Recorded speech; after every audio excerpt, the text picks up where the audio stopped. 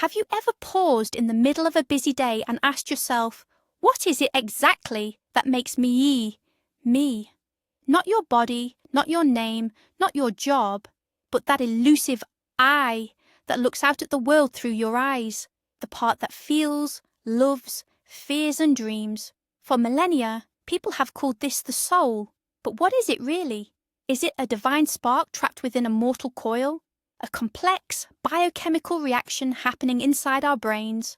Or perhaps the greatest illusion humanity ever devised just to keep the fear of death at bay? Today, we are embarking on one of the most thrilling journeys in intellectual history.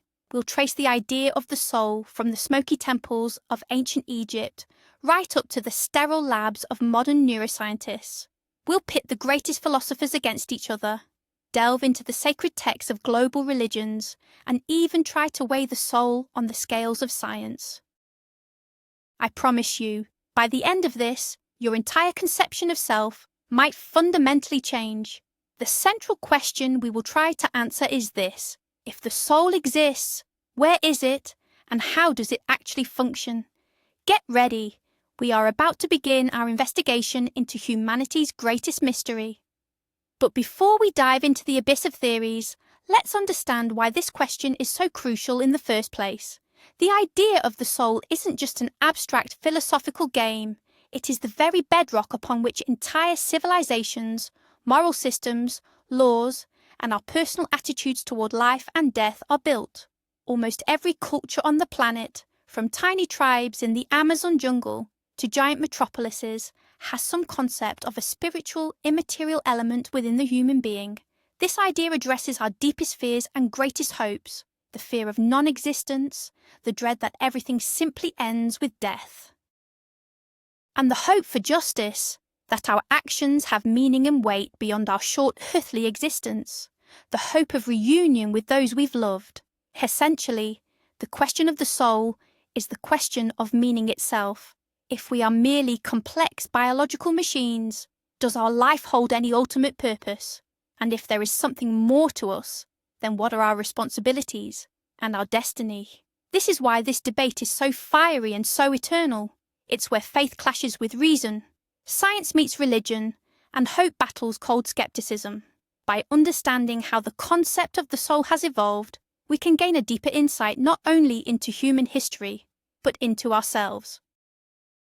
Our journey begins on the banks of the Nile, in ancient Egypt, more than 4,000 years ago.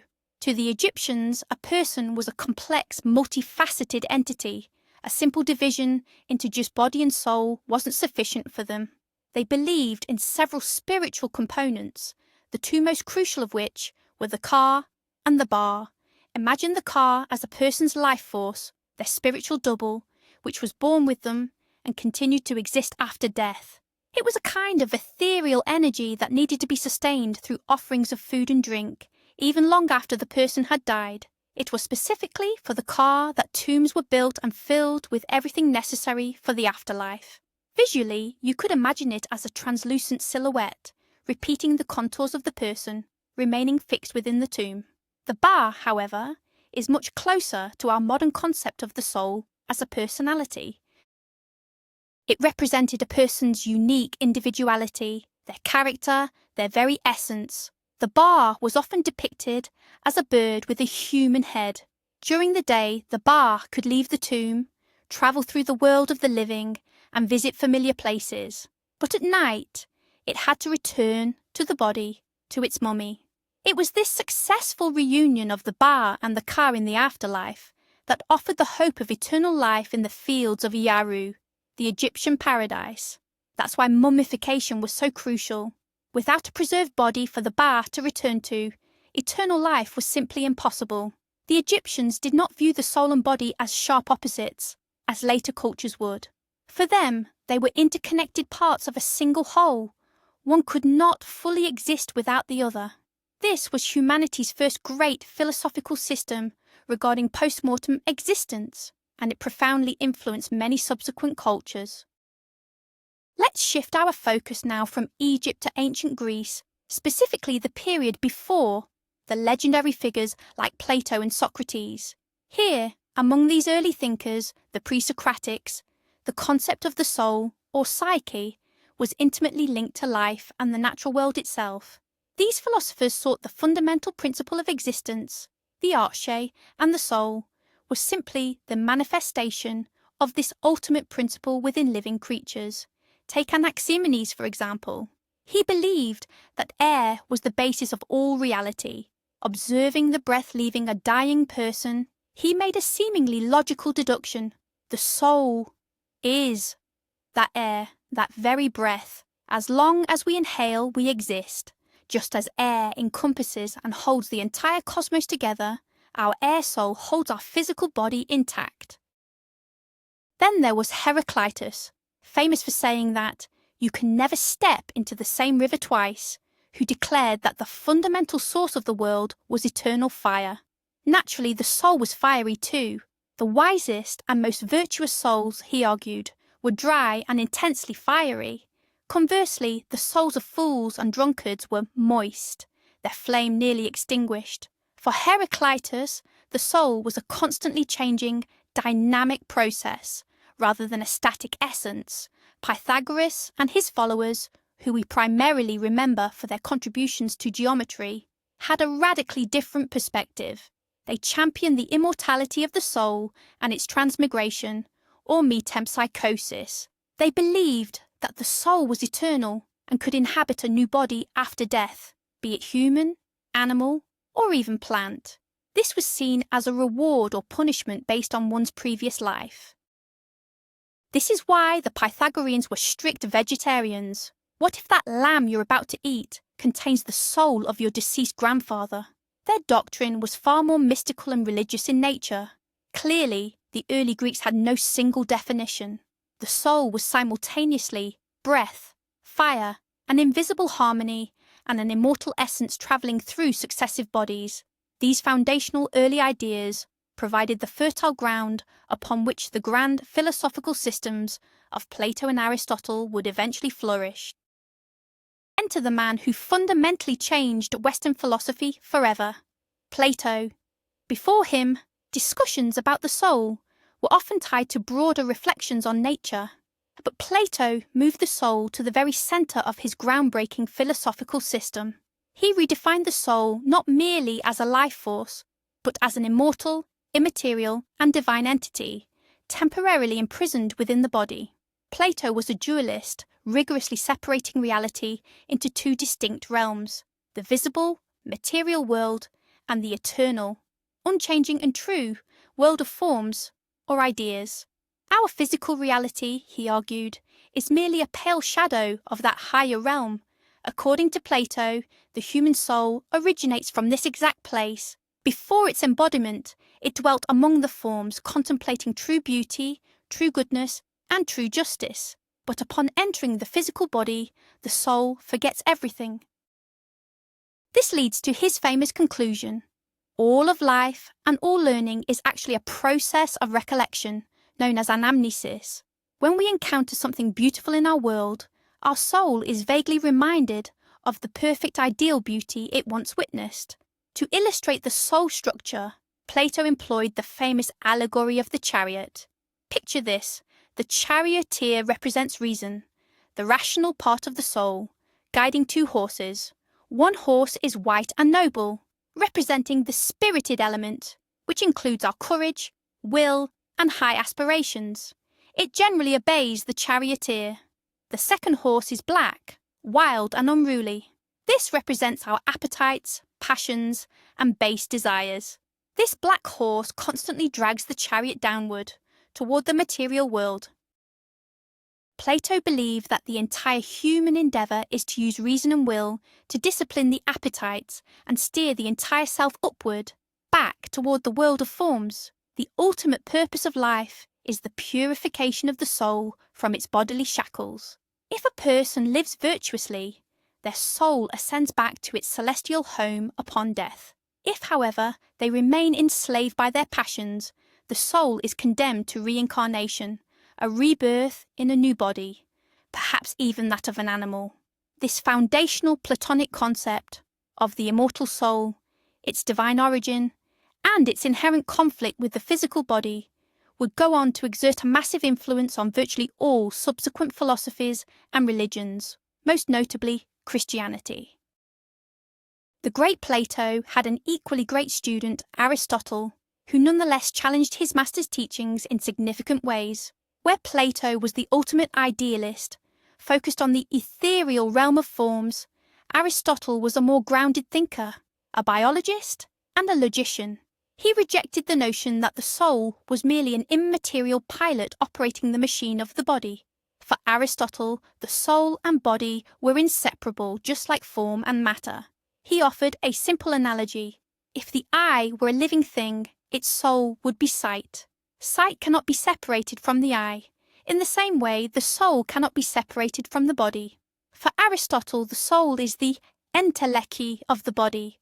While that sounds complex, the core idea is simple. It is the function, the organizing principle, what makes a lump of matter into a living, functioning organism. He did not believe in the immortality of the individual soul in the way Plato did. If the body dies, its form, its soul, ceases to exist. However, Aristotle's view wasn't entirely straightforward. He identified 3 levels or types of soul. First, the nutritive soul. This is present in all living things, including plants. Its functions are nutrition, growth, and reproduction. The second level is the science-sensitive soul. This is found in animals and humans. It adds the abilities of sensation, desire, and locomotion to the functions of the nutritive soul. Finally, the highest level is the rational soul. This exists only in humans. Its unique capacity is thought, the ability to grasp truth. And here, Aristotle introduces an interesting caveat. He suggested that the rational part of the soul, nous, might be something divine and come from the outside. It is this higher, impersonal aspect of reason that he suggested might be immortal.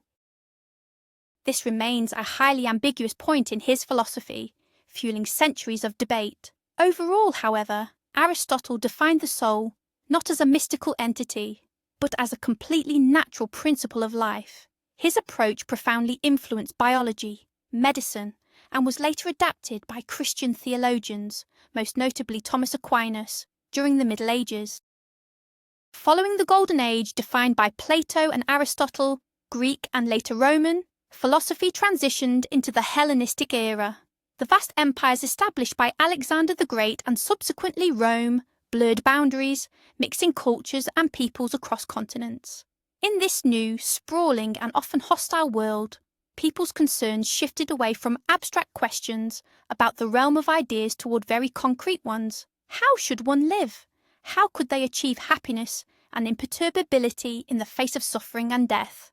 The 2 main philosophical schools of the time, Stoicism and Epicureanism, offered their answers, primarily through their distinct understandings of the soul. Stoics such as Seneca, Epictetus, and the Emperor Marcus Aurelius were committed materialists. They believed that everything in the world, including God and the soul, was composed of matter. For them, the soul was pneuma, a subtle, fiery substance, a fragment of the universal divine fire, or logos, that permeates the entire cosmos. This pneuma resides within the body, primarily in the heart, and from there, like an octopus, it extends its tentacles to all the sense organs. Crucially, the soul is mortal, just like the body. Upon death, it simply dissolves back into the universal fire, returning to its source. The Stoics argued that man's chief duty was to live in harmony with nature and with reason, the same reason that forms part of the cosmic logos. One must accept fate, resist emotional passion, and fulfill their duties. Virtue and true happiness resided in this disciplined adherence. Their primary opponents, the Epicureans, followers of the philosopher Epicurus, were also materialists, but their worldview was fundamentally different. They believed the world was composed solely of atoms moving through the void. Consequently, the soul also consisted of special, extremely small, smooth, and highly mobile atoms. These atoms are scattered throughout the body, enabling us to sense and think. When we die, the body dissolves, and the soul's atoms scatter into space, and according to Epicurus this was fantastic news. Death is merely the cessation of sensation. There is no need to fear it because, as he famously stated, while we exist, death is not present, and when death is present, we no longer exist. The goal of life, they claimed, was not duty, but the achievement of ataraxia, perfect tranquility, and the absence of suffering, attained through moderate pleasures and the cultivation of friendship. Both of these philosophies offered people a means to live meaningfully, grounding their existence in reason and an understanding of nature, without relying on a belief in personal immortality. While philosophers in Greece and Rome debated the nature of the soul, across the globe, in ancient India, a completely different, yet equally profound set of teachings was taking shape. The foundation of Hindu thought rests on the sacred texts, the Vedas, and the later philosophical commentaries known as the Upanishads. The central concept here is Atman. Atman is not merely the soul in the Western sense, defining an individual personality.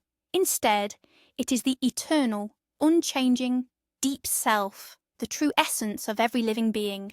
It is the divine spark present within each of us.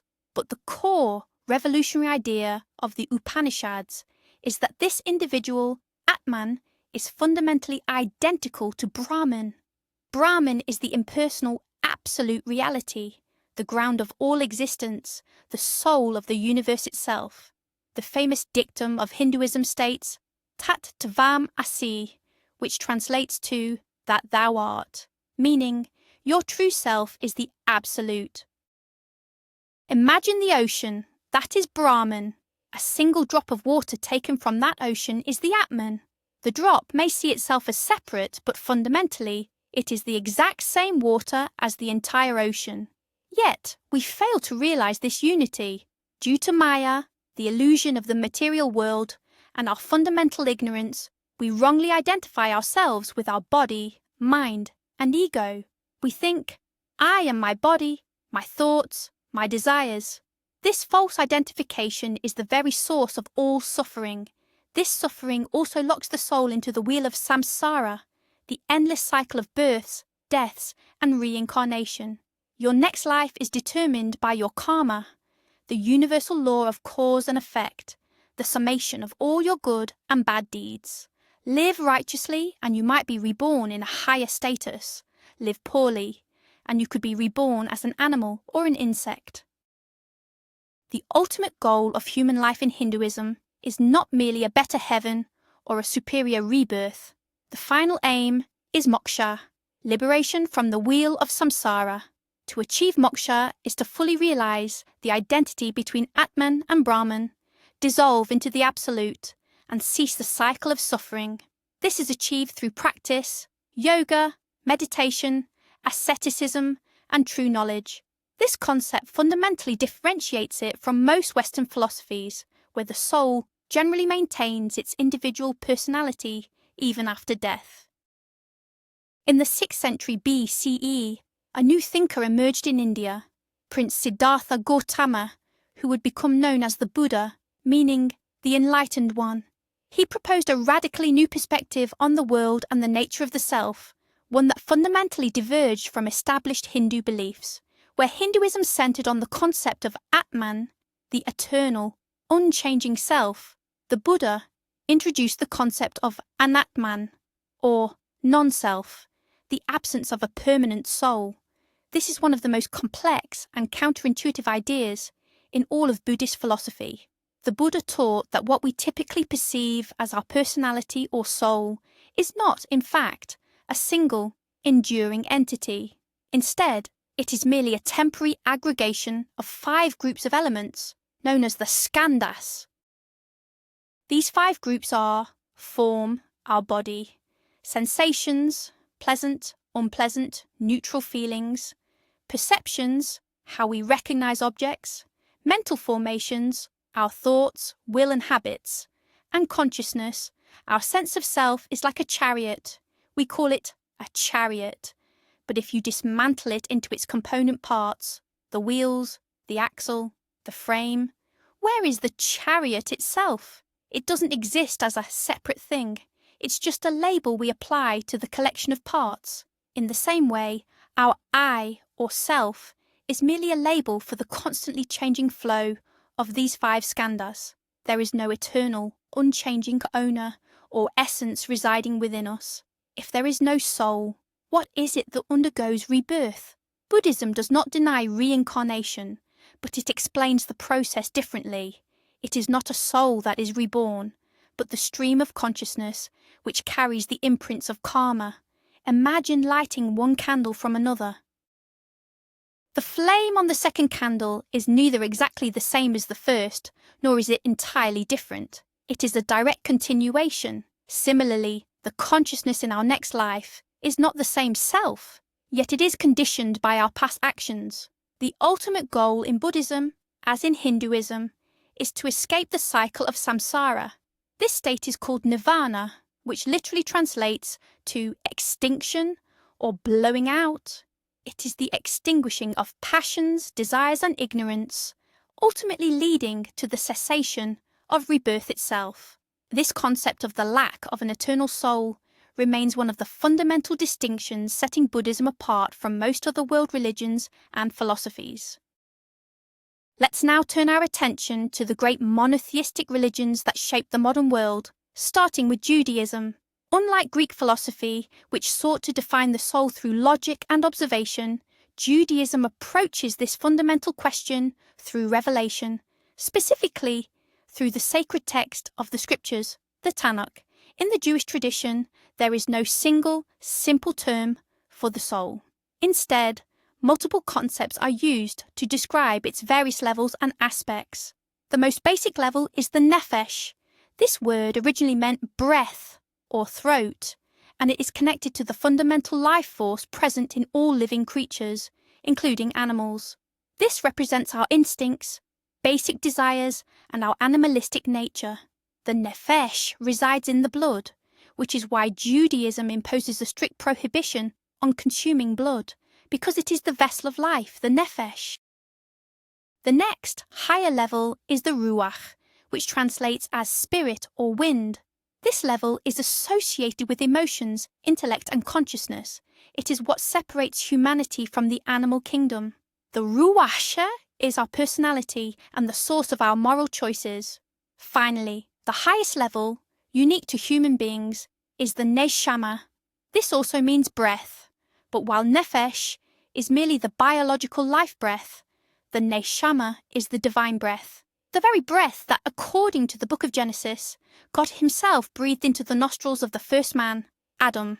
The neshama is the spark of the divine that connects us directly to the Creator.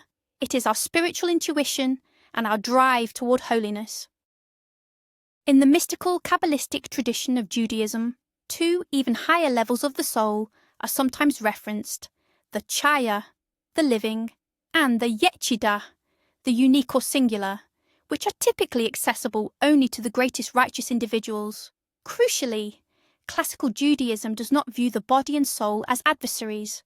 The body is not a prison for the soul, but rather the essential instrument through which the soul fulfills God's commandments in this world.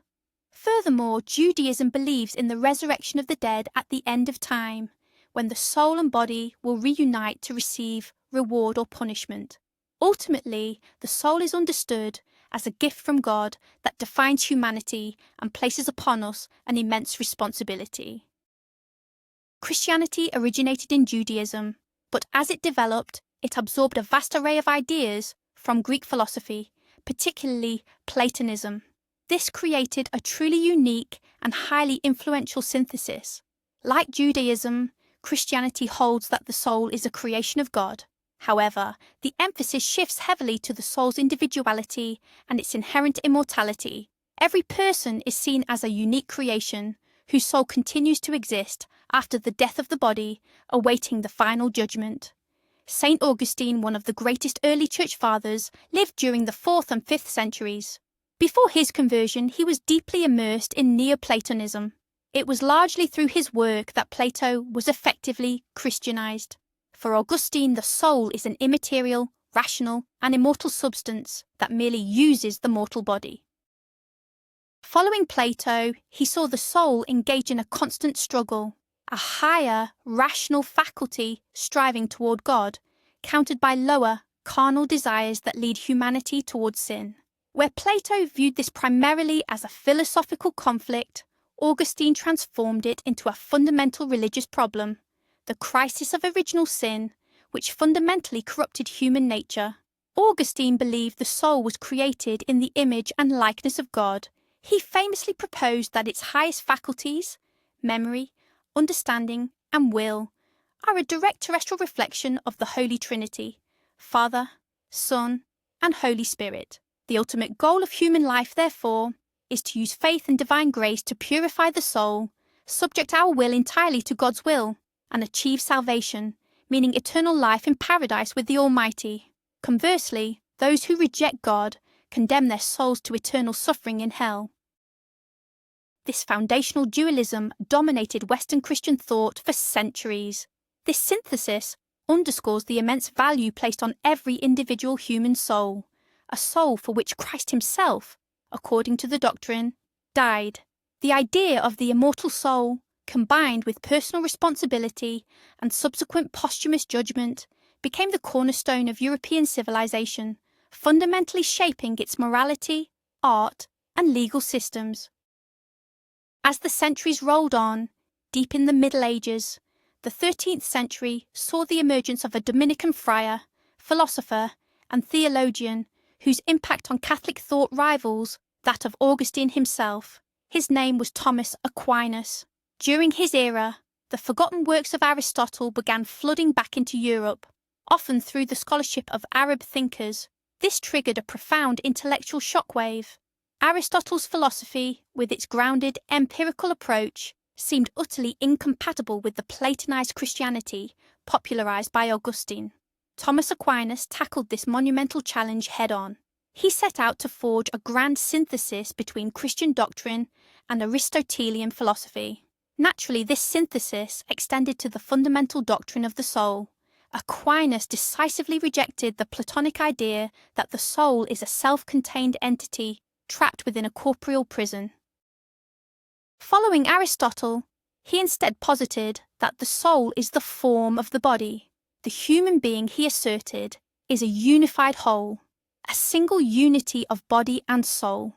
The soul is what transforms mere matter into a living human body. It acts as the fundamental principle of life, sensation, and thought. But this created a crucial theological dilemma. If the soul is merely the form of the body, shouldn't it die when the body does, just as Aristotle taught? This is where Thomas Aquinas made his genius move. He argued that the human soul, unlike the souls of animals or plants, is not just a form, but a subsistent form. This means that while it is indeed the form of the body, it possesses the inherent ability to exist independently after the body's death. Why? Because the soul's highest faculty, the intellect or reason, is, in its operations, independent of matter. The intellect can grasp universal concepts, ponder infinity, and contemplate God, all immaterial realities. Since reason can operate on immaterial concepts, its very nature must also be immaterial, allowing it to exist without the body. Thus, after the death of the body, the soul continues to exist in what Aquinas called an unnatural state, awaiting the general resurrection, when it will finally be reunited with its body to stand before God. The grand synthesis of Aristotle and Christianity, created by Thomas Aquinas, cemented his legacy, becoming the official philosophy of the Catholic Church, a doctrine that remains profoundly influential to this day. Islam, the last of the major Abrahamic religions, which emerged in the 7th century on the Arabian Peninsula, offers its own intricate doctrine of the soul. This teaching is rooted in its holy book, the Quran, and the extensive works of Muslim theologians and philosophers. Similar to Judaism, the Arabic language utilizes several distinct terms to denote the soul. The primary term is ruh, meaning spirit. According to the Quran, the ruh is the divine breath that Allah blew into humanity. It is this pure, divine essence that connects a person directly to their creator. The ruh is considered immortal, inherently pure, and destined to return to Allah upon death. Another crucial concept is nafs. While often translated simply as soul, nafs carries a broader psychological meaning, closer to the notions of the self, ego, or personality. The nafs functions as the core of human desires, passions, and individual consciousness. Unlike the pure ruh, the nafs exists in various moral states. The Quran describes 3 key conditions of the nafs. The first is nafs al-amara, the commanding soul, which is the base self that inclines the person toward evil and the indulgence of lower instincts. The second is nafs al-lawama, the reproaching soul. This represents the awakening conscience, which acknowledges its sins, repents, and actively struggles against evil impulses. The third and highest state is nafs al-mutmainna, the peaceful or tranquil soul. This is the state where the self finds ultimate rest and harmony through complete, conscious submission to the will of Allah. The central goal of a Muslim's life is the dedicated struggle against their lower nafs, an effort famously referred to as the greater jihad, to elevate the self to this higher state of tranquility. Islam, like Christianity, firmly believes in the immortality of the soul, the day of resurrection, the final judgment, heaven, and hell. After the physical death of the body, the soul enters an intermediate state called barzakh, where it awaits the day of judgment. Muslim philosophers such as Avicenna, known in Arabic as Ibn Sina, and Al-Ghazali significantly developed these theological concepts, often heavily influenced by Greek philosophy, particularly Aristotle and Neoplatonism. They created complex systems describing the structure of the soul, its faculties, and its necessary journey back to God.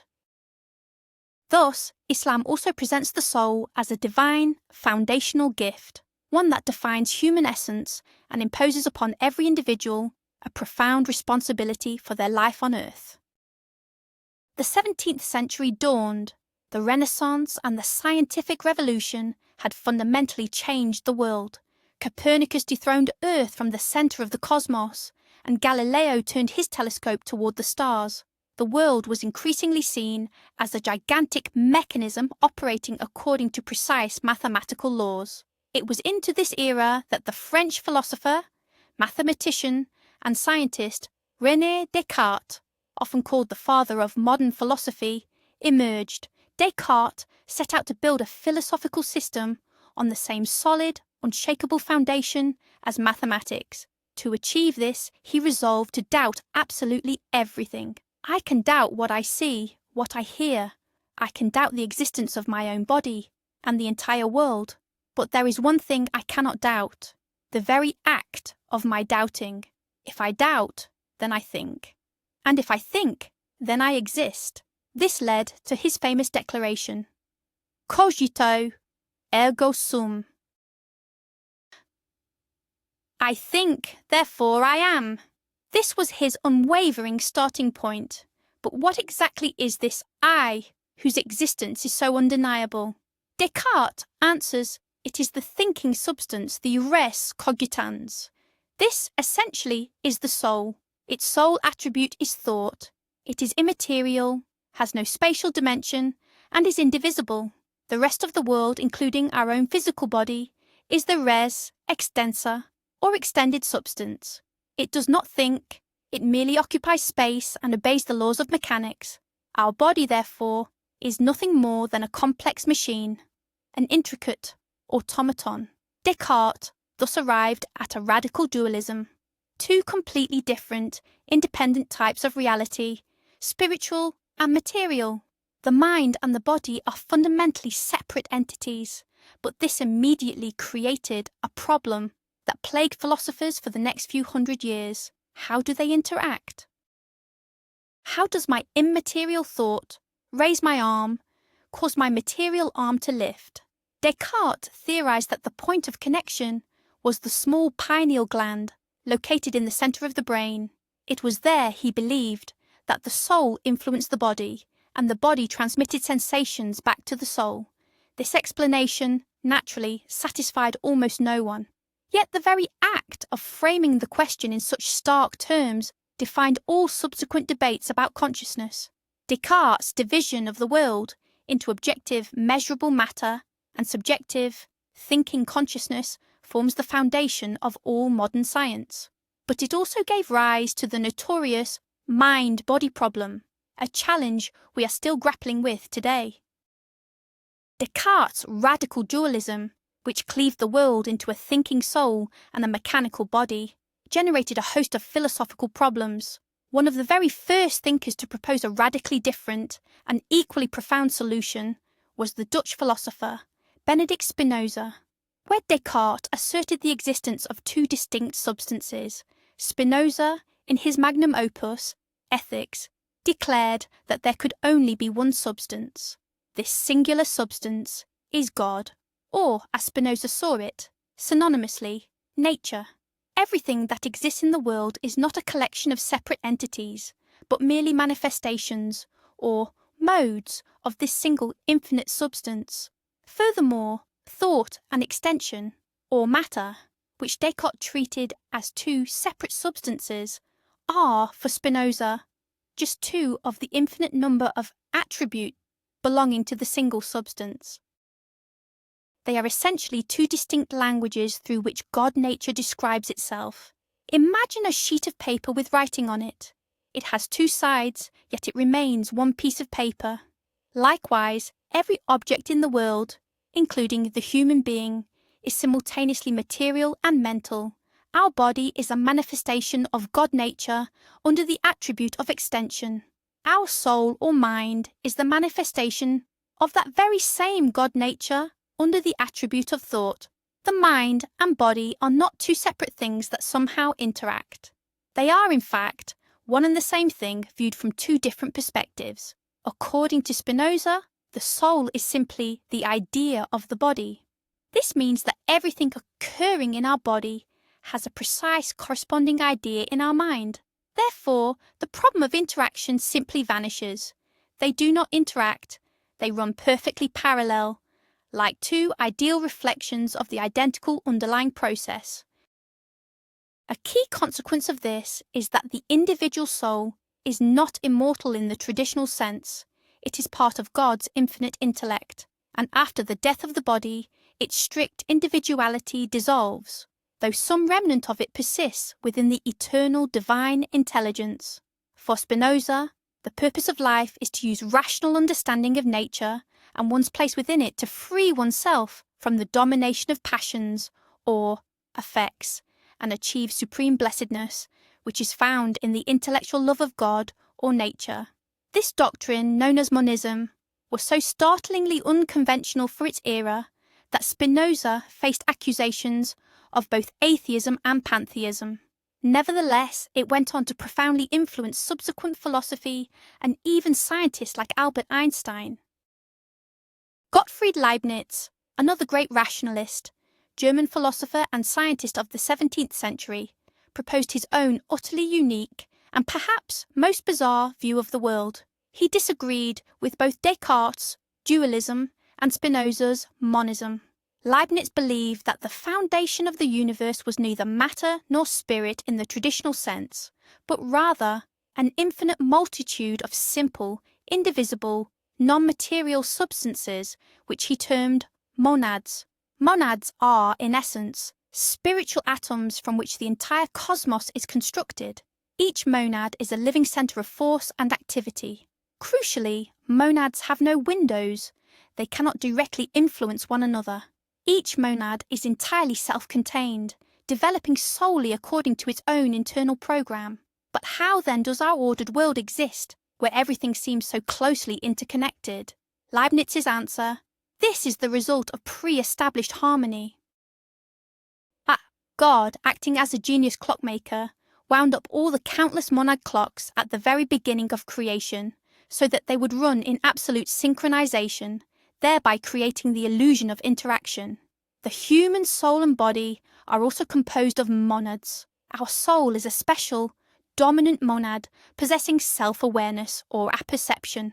Our body is merely an aggregate of an infinite number of subordinate monads. When I decide to raise my hand, my soul monad does not command the body monads to move. Rather, At that precise moment, in accordance with the divinely pre-established harmony, the thought of raising the hand arises in my soul, and the corresponding movement simultaneously arises in the body's monads. They do not influence each other. They are simply perfectly synchronized. According to Leibniz, every monad is a living mirror of the universe, reflecting either vaguely or clearly all other monads within itself.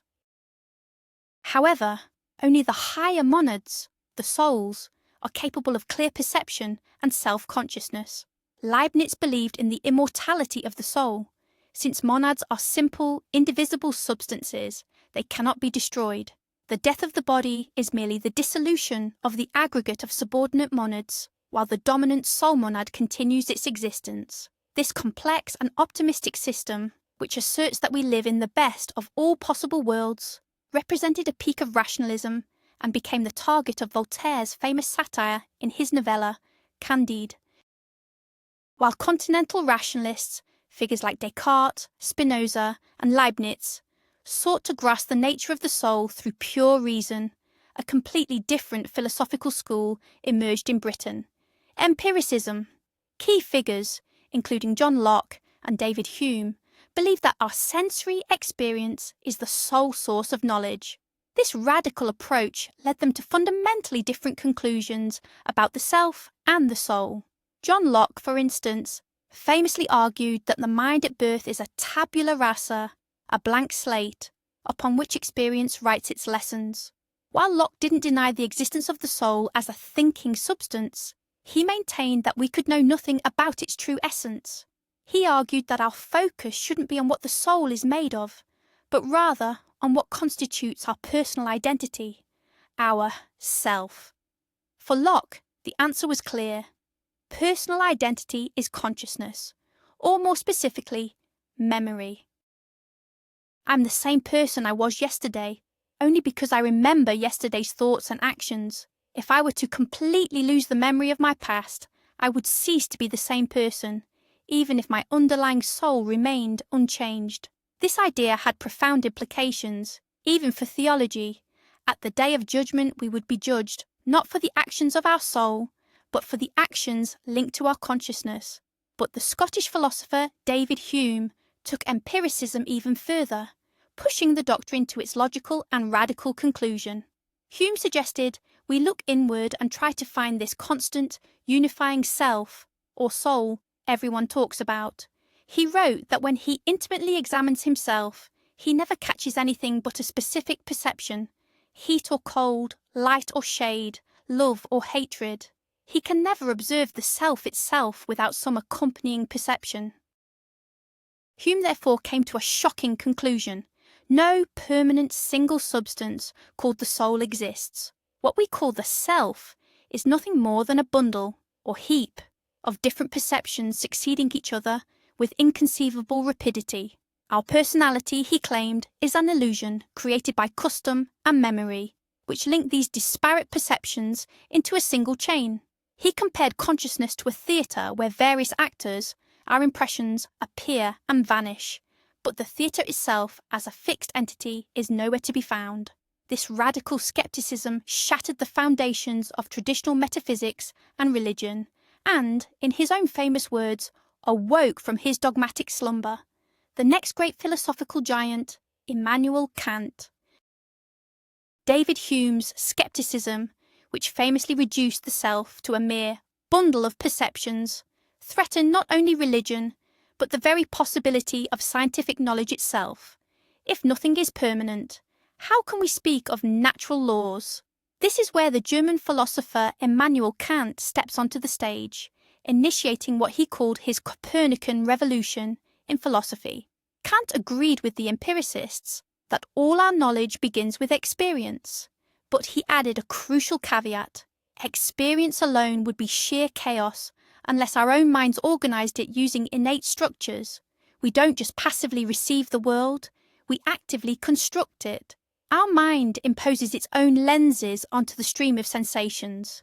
These are the a priori forms of space, time, and the categories of the understanding, such as cause and effect.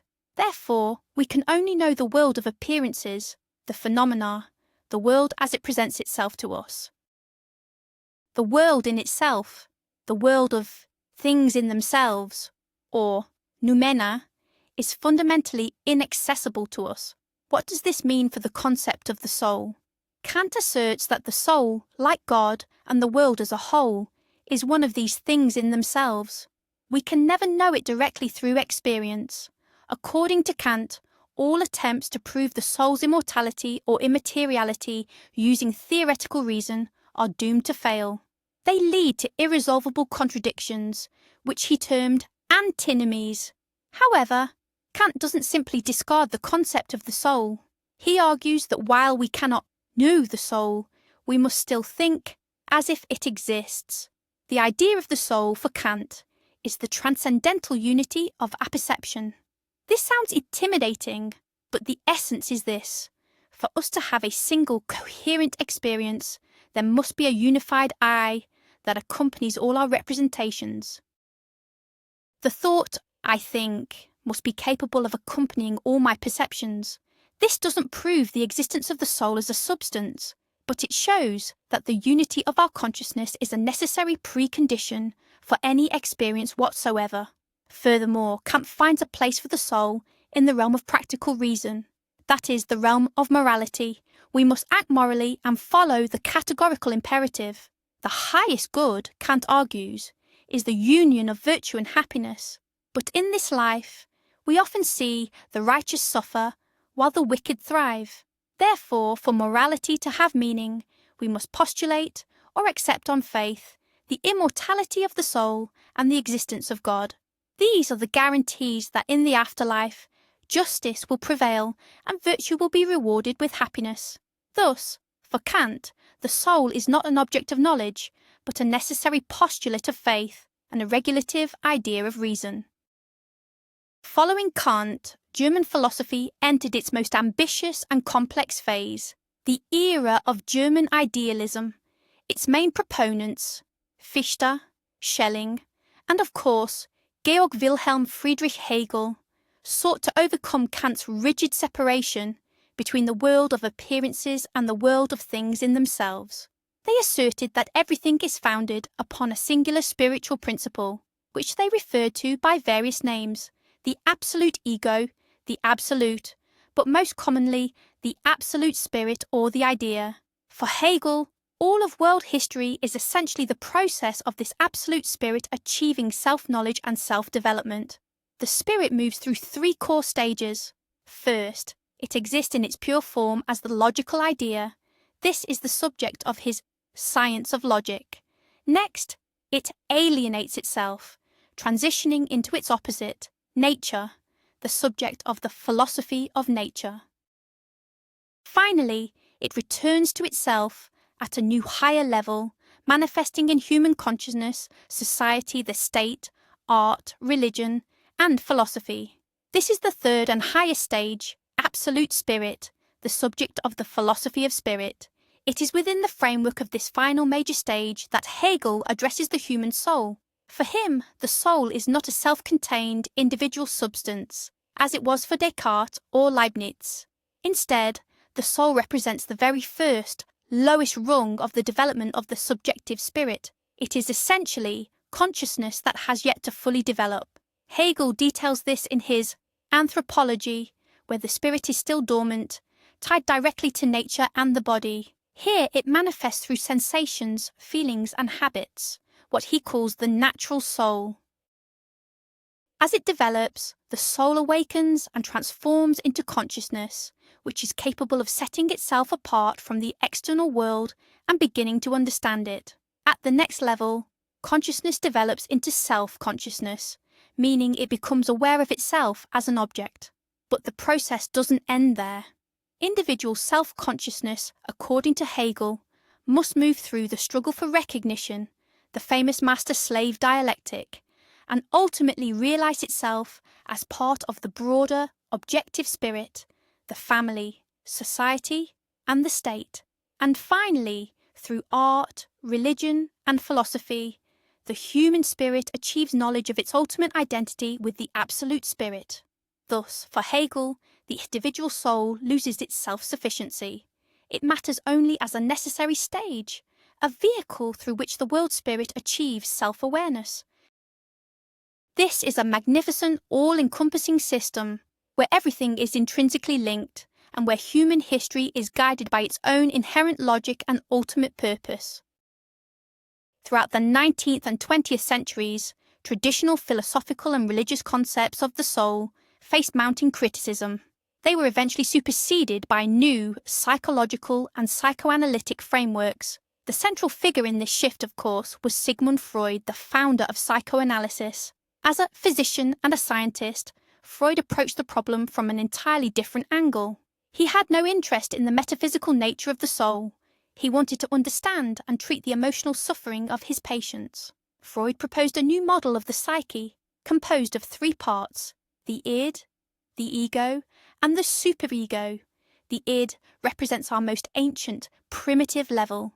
It is the bubbling cauldron of instincts, primarily the sexual drive, or libido, and the death drive, or thanatos.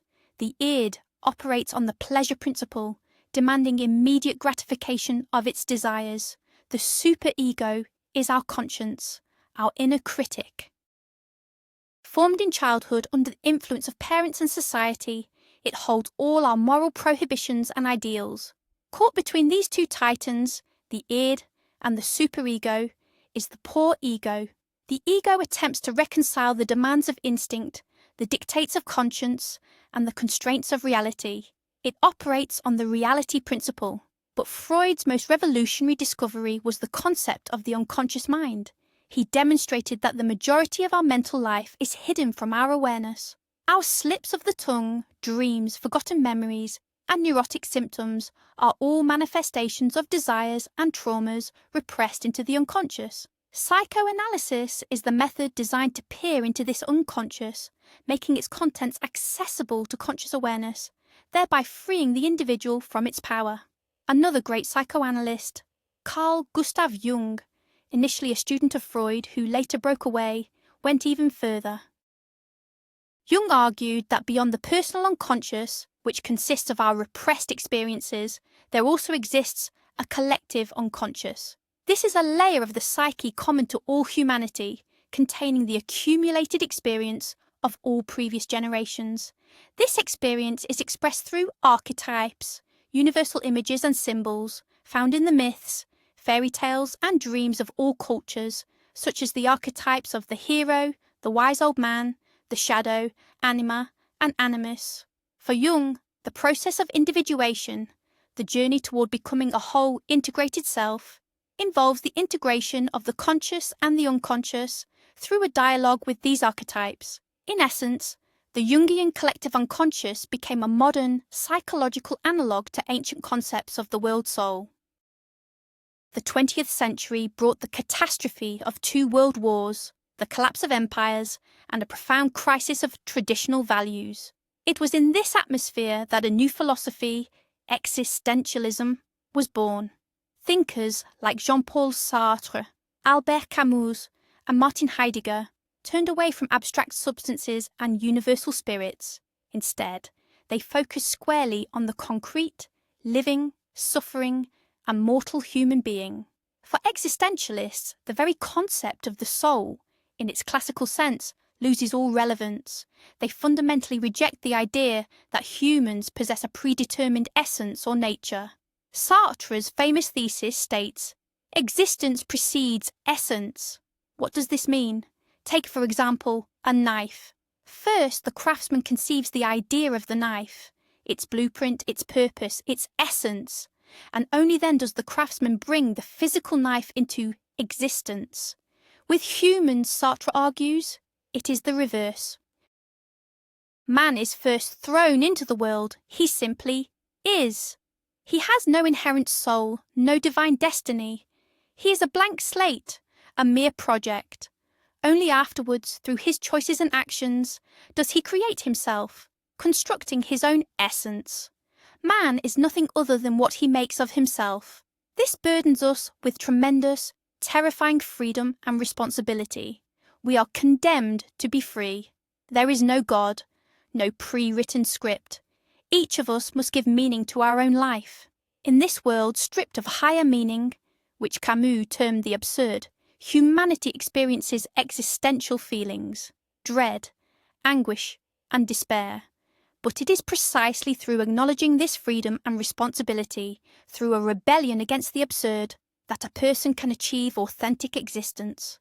Instead of the concept of the soul, existentialists employ other terms.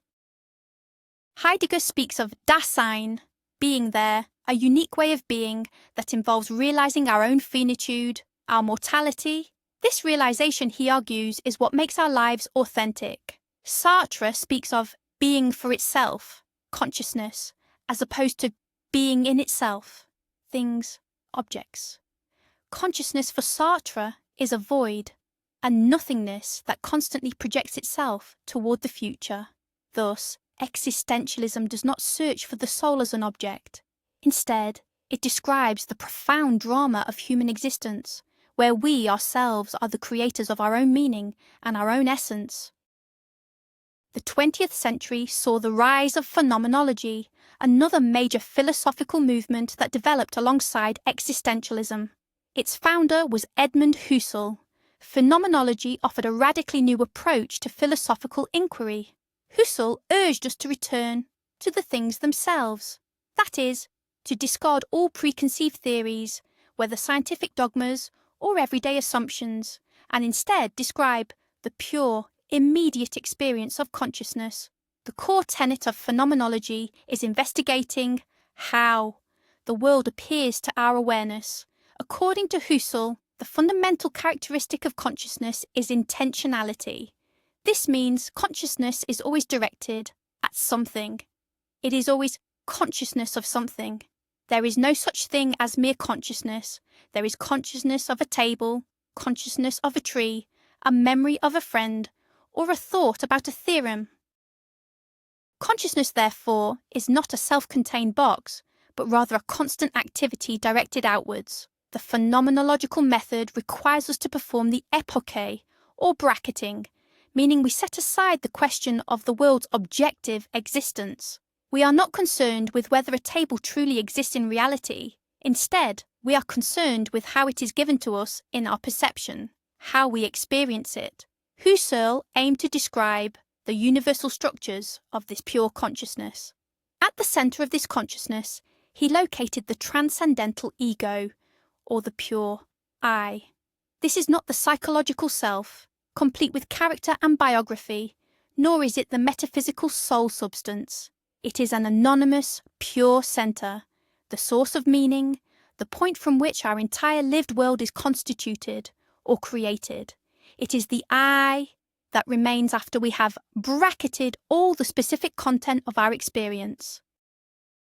Husserl's students and followers, such as Martin Heidegger and Maurice Merleau-Ponty, went on to develop his ideas. Merleau-Ponty, for instance, criticised Husserl's intellectualism and stressed that our consciousness is primarily an embodied consciousness. Our body is not merely an object in the world, it is our vantage point, the means through which we exist and act. Our self is inextricably linked to our body and its capabilities.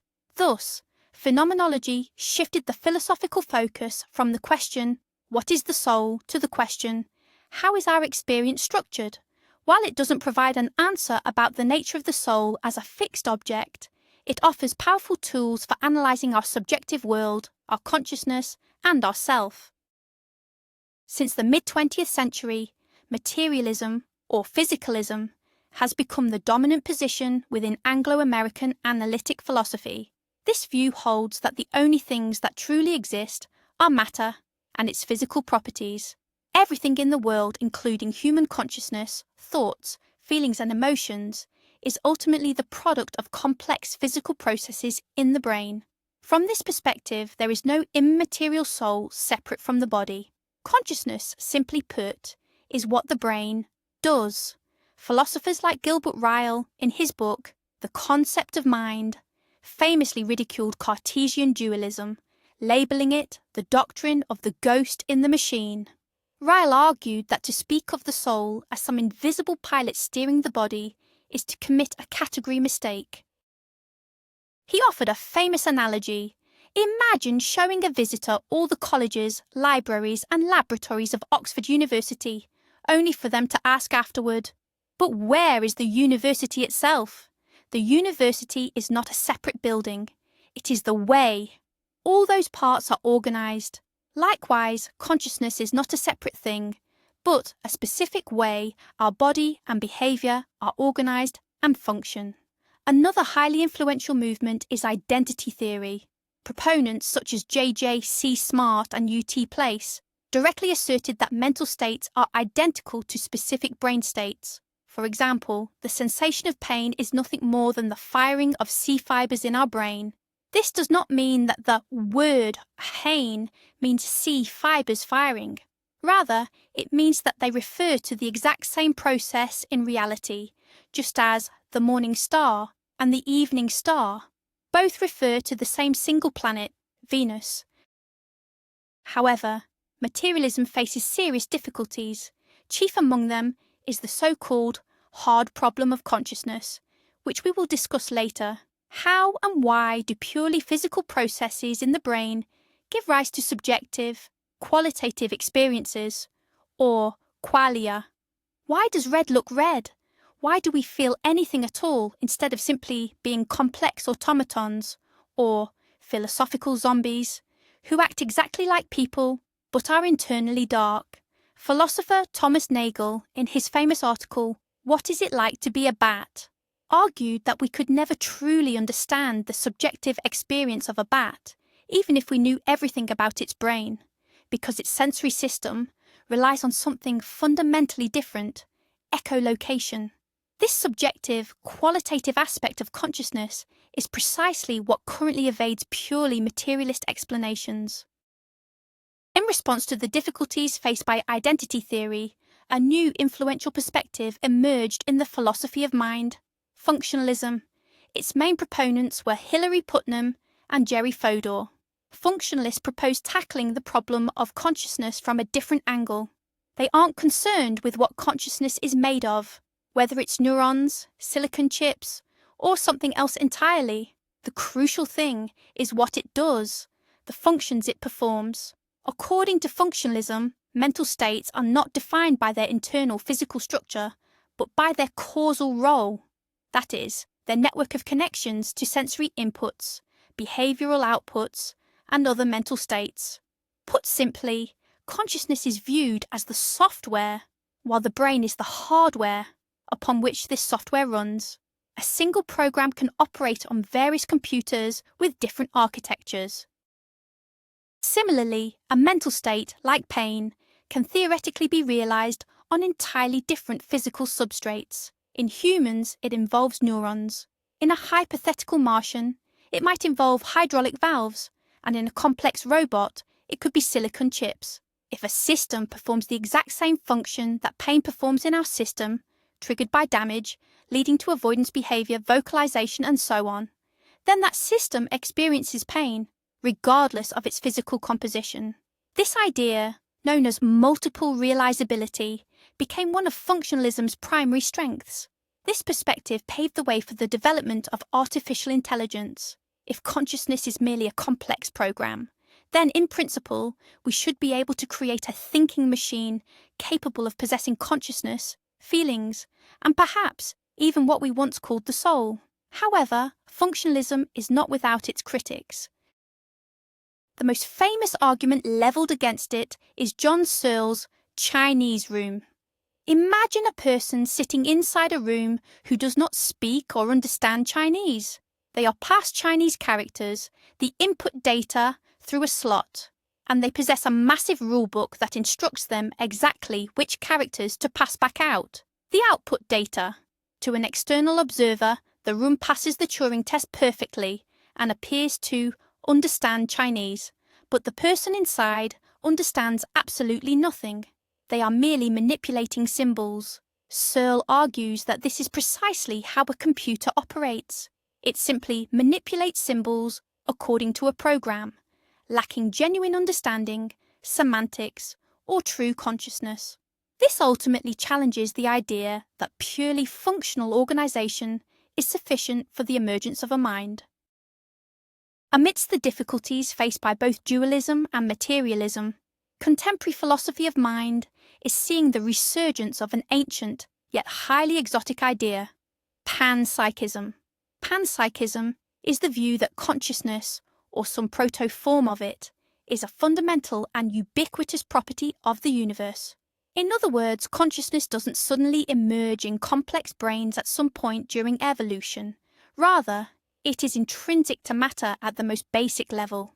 Electrons, quarks, photons, all are thought to possess some elementary, rudimentary level of subjective experience.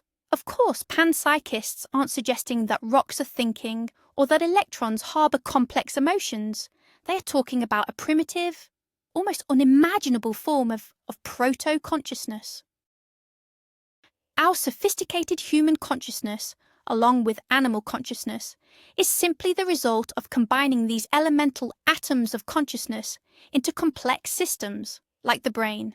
This idea might sound wild, but it has distinct strengths. First, it offers an elegant solution to the hard problem of consciousness. You don't need to explain consciousness by deriving it from something non-conscious, matter, because it was there from the very beginning. The challenge then shifts to the so-called combination problem. How do these tiny particles of consciousness integrate to form our unified, rich field of experience? While this remains a significant difficulty, panpsychists argue it is far more tractable. Second, panpsychism provides a more unified and elegant picture of the world.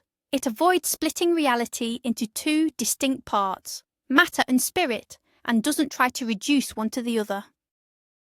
Instead, it posits that matter and consciousness are two sides of the same coin. Matter has external physical properties that science investigates, and internal phenomenal properties, consciousness, that we know through our own experience. Ideas closely related to panpsychism were championed by historical figures like Spinoza and Leibniz, and even scientists such as Arthur Eddington. Today, it is being advanced by contemporary philosophers like Galen Strawson and Philip Goff. Naturally, panpsychism faces many challenges. How can the theory be tested? How precisely do micro-consciousnesses combine? But the very fact that this idea is being seriously debated in academic philosophy highlights just how profound the crisis remains in our understanding of consciousness and its place in nature. It represents yet another attempt to answer the eternal question about the immaterial essence we once simply called the soul. Beyond the confines of academic philosophy and traditional organized religions, there exists a vast and diverse world of contemporary spiritual teachings, commonly grouped under the umbrella term New Age. These teachings offer a unique, highly syncretic perspective on the soul, blending elements from Eastern religions such as Hinduism and Buddhism, Western esotericism, Gnosticism, psychology, and even speculative science. Within these frameworks, the soul is often understood as an immortal divine essence, a spark of universal consciousness undergoing a long evolutionary journey. The concept of reincarnation is absolutely central here. However, unlike classical Hinduism, where rebirth is often viewed as suffering or a cycle to escape, New Age teachings frame it as a positive, deliberate learning process. The soul voluntarily enters the earth plane, frequently called the school of life, to acquire specific lessons, resolve karmic debts, and achieve spiritual growth. It is often believed that before birth, the soul actively chooses its parents, country, and core life circumstances, the settings best suited to facilitate its evolution. Life is thus seen as a journey rich with challenges and opportunities for expansion.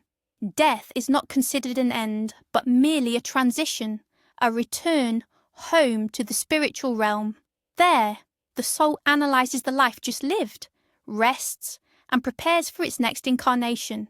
These teachings frequently discuss soulmates or soul families, groups of souls who incarnate together repeatedly, taking on various roles, friends, lovers, enemies, or parents, to mutually assist each other's evolution. Significant focus is placed on concepts like the higher self, our true divine essence, connectable through meditation, intuition, or dreams. Also popular are ideas concerning subtle bodies, astral, mental, etheric, that exist alongside the physical form, and chakras, the energy centers within the body. While the scientific community and mainstream religious institutions often view these perspectives with skepticism, they resonate deeply with millions globally.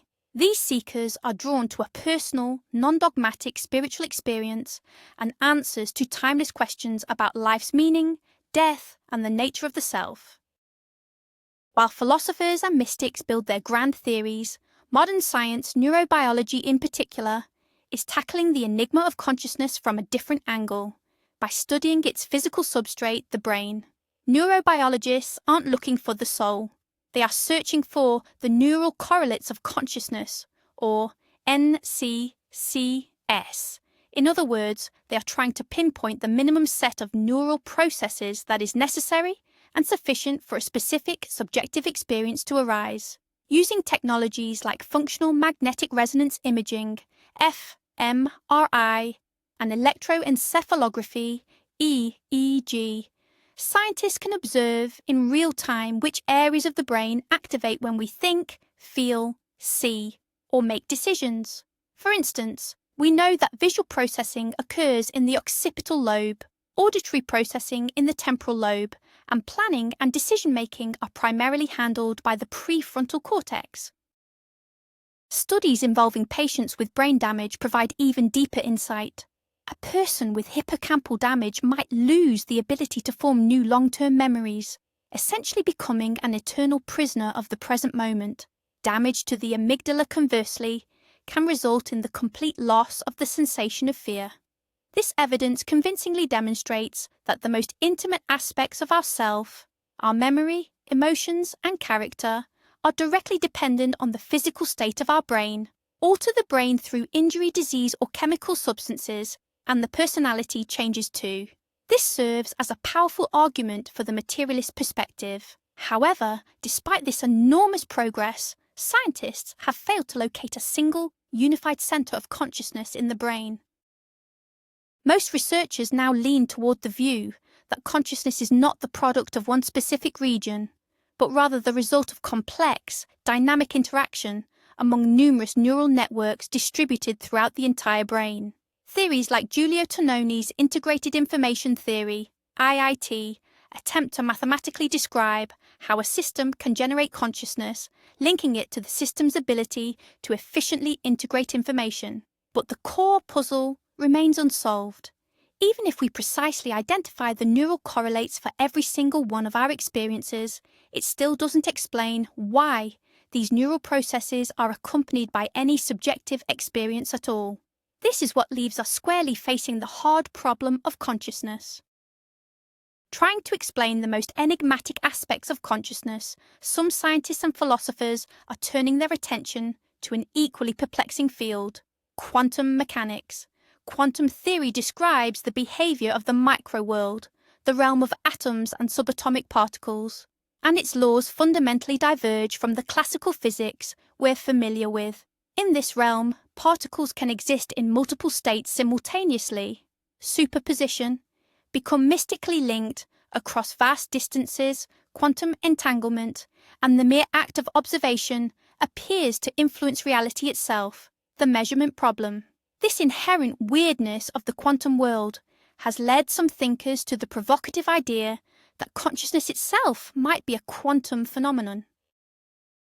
The most famous and elaborated, though highly contentious, hypothesis in this field is the orchestrated objective reduction, or OR theory, proposed by physicist Roger Penrose and anesthesiologist Stuart Hameroff.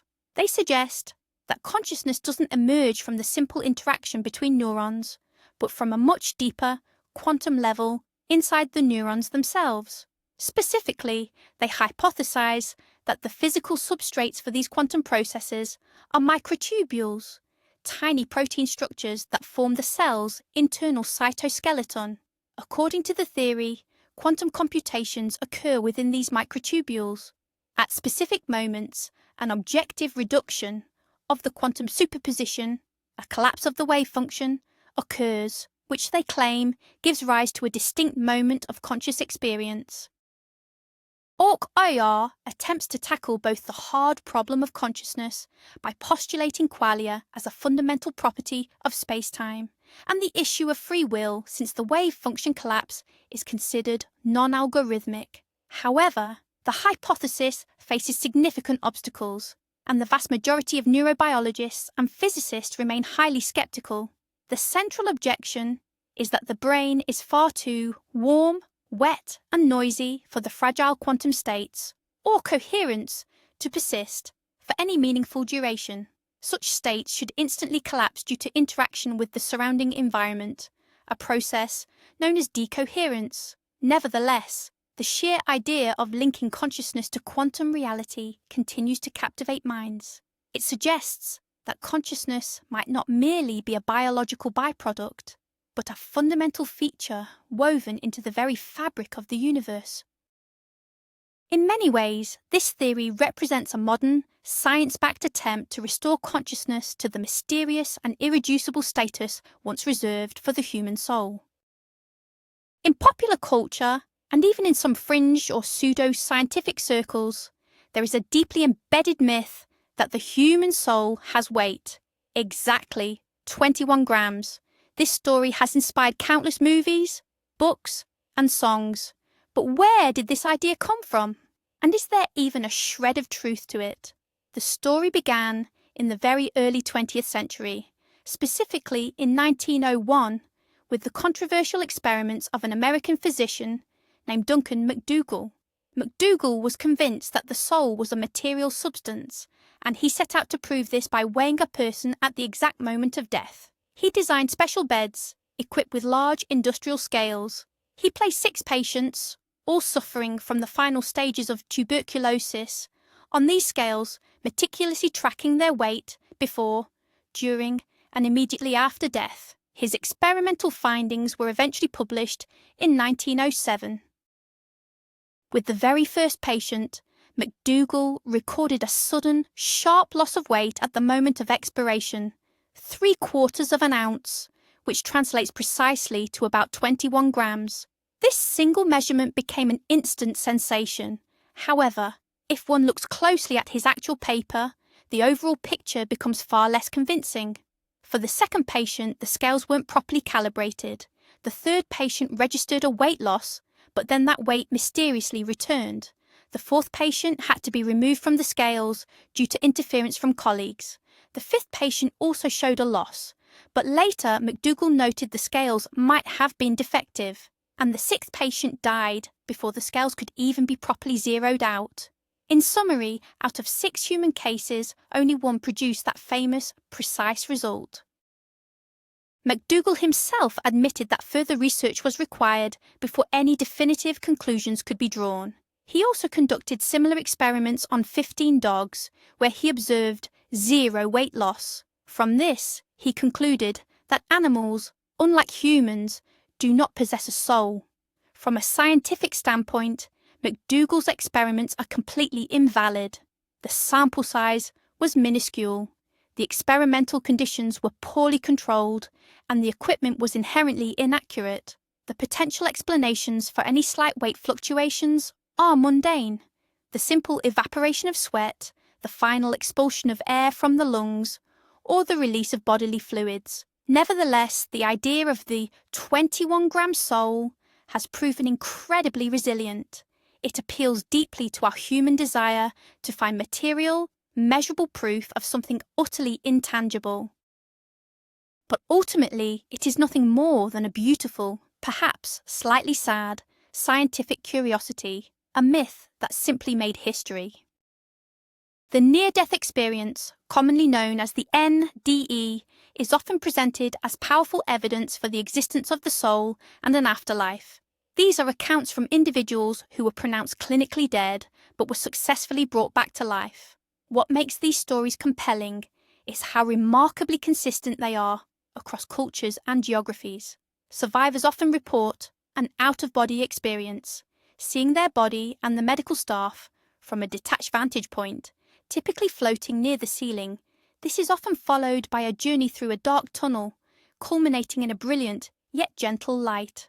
Many encounter this light, describing it as a profound being of pure love and ultimate forgiveness. Encounters with previously deceased relatives or luminous spiritual guides are also common. Some undergo a life review, where their entire existence flashes before them, not just as static images, but as a profound, emotional re-evaluation of how their actions impacted others. Many individuals return from the NDE profoundly changed, convinced that life does not end at death, and often reporting a complete disappearance of the fear of dying. For believers and proponents of esoteric doctrines, the NDE serves as direct proof that consciousness, or the soul, can function independently of the physical body. Science, however, offers alternative, more physiological explanations. Skeptics contend that these intensely subjective experiences are merely the result of extreme processes occurring within a dying brain. For instance, the classic tunnel vision could be triggered by hypoxia, a severe lack of oxygen in the visual cortex. The feelings of euphoria and overwhelming love might stem from a massive release of endorphins and other neurochemicals. Furthermore, the out-of-body sensation is often linked to a malfunction in the temporoparietal junction, the region responsible for processing our sense of bodily self. And the visions of relatives and spiritual beings are classified as complex hallucinations, the dying brain activating deeply ingrained cultural and religious archetypes. The dispute between these two viewpoints remains fierce. Adding complexity are documented cases where NDE survivors allegedly perceive things, visual and auditory details, that they could not possibly have accessed while clinically unconscious. Ultimately, science can neither fully confirm nor definitively refute the transcendent nature of these events, leaving the near-death experience one of the most intriguing and persistent mysteries at the very threshold of life and death. After traversing the entire history of philosophy, religion, and science, we now arrive at the core essence of the issue, what the contemporary Australian philosopher David Chalmers termed the hard problem of consciousness. Chalmers divided all problems related to consciousness into easy problems and one hard problem. The easy problems are those that science can, in principle, solve. For instance, how the brain processes information, how we focus attention, how we control behavior, or how we distinguish between sleep and wakefulness. These are incredibly complex tasks, but they deal with functions and mechanisms. We can explain them in terms of neural computation. But there is one problem that stands completely apart. This is the hard problem. It asks, why does subjective experience exist at all? Why is the performance of all these brain functions accompanied by an internal, qualitative, phenomenal feeling? Why aren't we philosophical zombies, beings who act exactly like humans, talking, laughing, crying, but possess absolute darkness inside, lacking any genuine sensations? Science can explain how light waves of a certain wavelength hit the retina, how the signal travels along the optic nerve, and how it activates specific neurons in the occipital cortex. But it cannot explain why this physical process generates the subjective feeling of redness. This qualitative feeling, qualia, is the central mystery. Chalmers argues that all existing materialistic theories, while explaining function, simply sidestep this issue. They explain structure and dynamics, but they fail to bridge the gap between objective physical processes and subjective experience. This failure is what's known as the explanatory gap. According to Chalmers, consciousness may be a fundamental property of the universe, just like space, time, or mass, and cannot be reduced to anything else. This brings us back to ideas closely aligned with panpsychism. The hard problem of consciousness is, essentially, a modern, philosophically refined formulation of that ancient intuition which first compelled humans to ponder the soul. The intuition that our inner self, our world of experience, is something absolutely unique and irreducible to the simple mechanics of the material world. And until science has a definitive answer to this question, the mystery of the soul will continue to captivate humanity. And so, our incredible journey has reached its conclusion. We started with the Egyptian concepts of ka and ba, debated immortality alongside Plato and Aristotle, split the world into mind and matter with Descartes, and then watched as Hume dissolved the very notion of the self into a mere stream of perceptions.